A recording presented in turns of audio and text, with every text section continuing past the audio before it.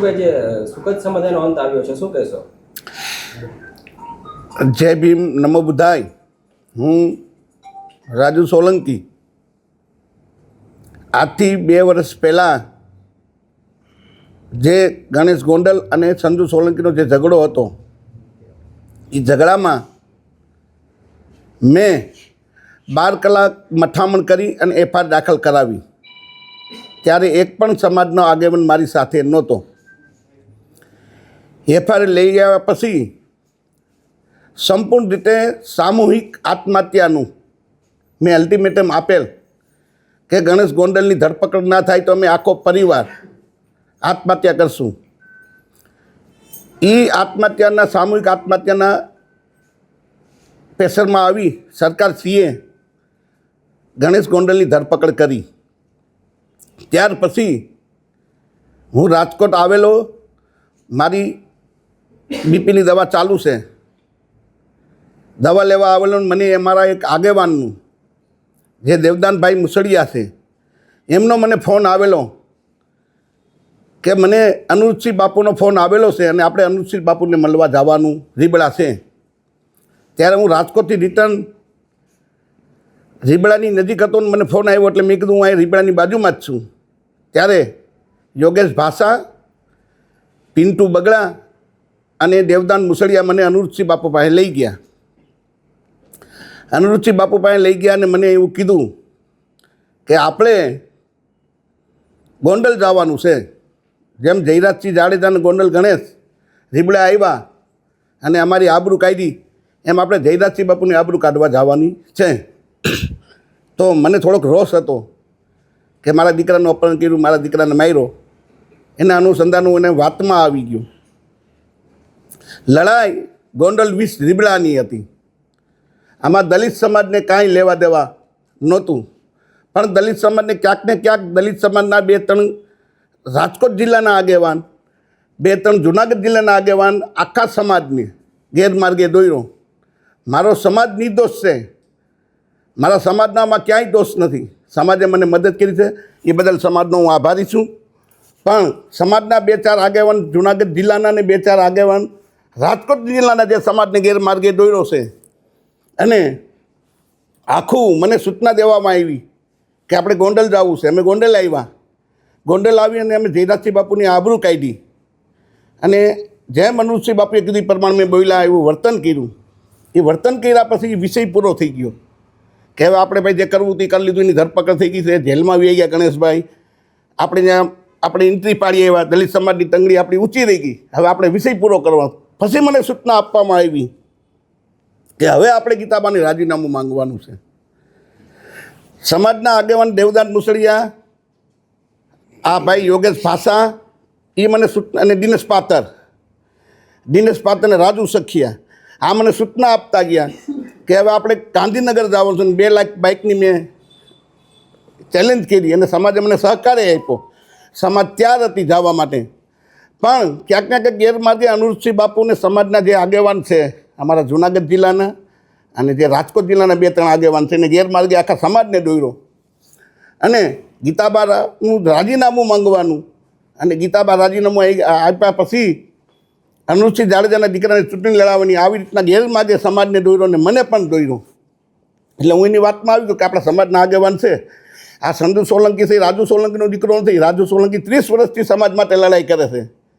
અને ગમે ત્યારે ધોયડો જાય, આધી રાતે જવાનું થાય તો રાજુ સોલંકી જાતો. એટલે મેં કીધું આ દીકરો રાજુ સોલંકીનો નથી, આ સમાજનો. સમાજ જે નિર્ણય કરે. એટલે આખા સમાજને ગેરમાર્ગે દોરવાનું કામ આપણા સમાજના 2-4 આગેવાનું, જુનાગઢ જિલ્લાના 2-4 આગેવાનો રાજકોટ જિલ્લાના અને અનુજસિંહ જાડેજાએ કર્યું છે.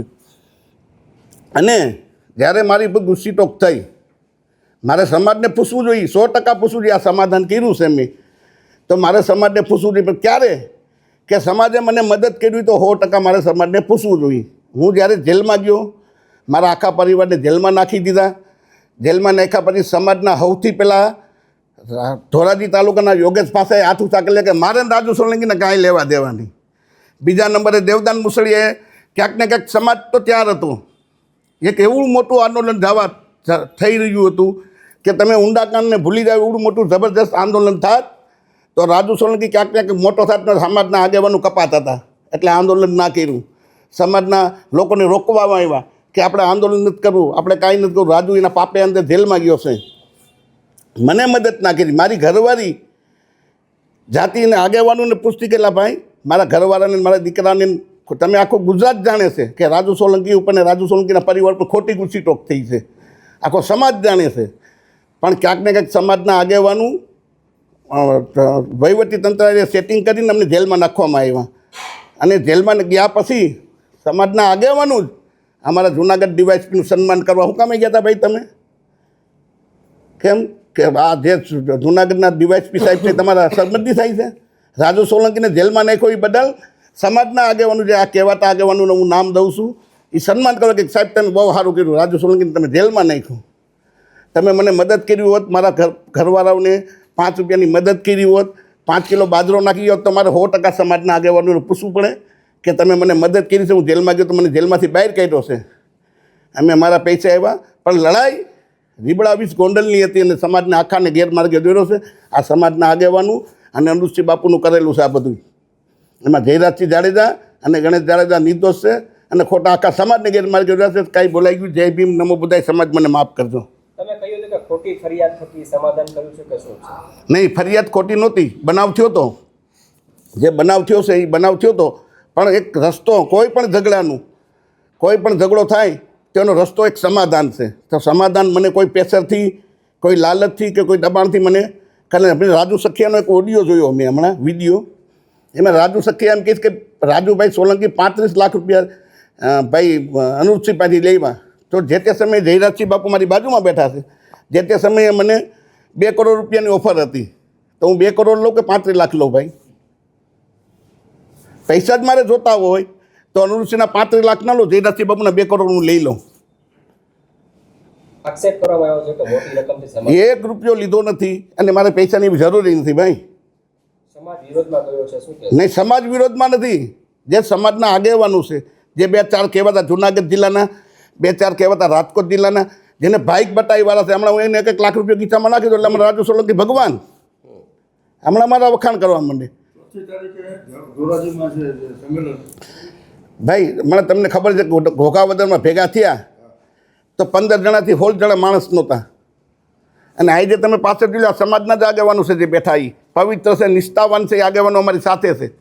પણ જેને ભાગ બટાઈવાળા છે, જેને પૈસા જોતા છે, જે આની પહેલાં તમને ખબર હોય તો દિનેશ પાટર ઉપર જે કંઈ બનાવ થયો હતો અને દિનેશ પાટર રોતો હતો, એ વિડીયો તમને મેં બતાવી હમણાં, એનો રોતો જ્યારે એ મને વાવડેવા મિલા છે કે એ સુરત મિટિંગ થઈ હતી અને સુરતથી કોઈ ચોક્કસ આગેવાનું પાસેથી પૈસા લાવીને આવવાના હતા. એટલે આવા એના ધંધા છે. સમાજને હાથ જોડીને વિનંતી છે કે આવા આગેવાનોને વાતોમાં ના આવતા. અને મારે પૂછવું જોઈએ સમાજને, પણ જ્યારે મને સમાજે મદદ કરી હોય તો મારે 100% પૂછવું જોઈએ. કોઈ સમાજના માણસ 1 કિલો તેલ મારે ઘેરે કે 1 કિલો બાજરો આપી ગયા હોય તો મને કહે કે અમે 1 કિલો બાજરો કે 10 રૂપિયા રાજુભાઈને ઘેરે કે એના પરિવારને મદદ કરી છે, તો મારે 100% પૂછવું જોઈએ.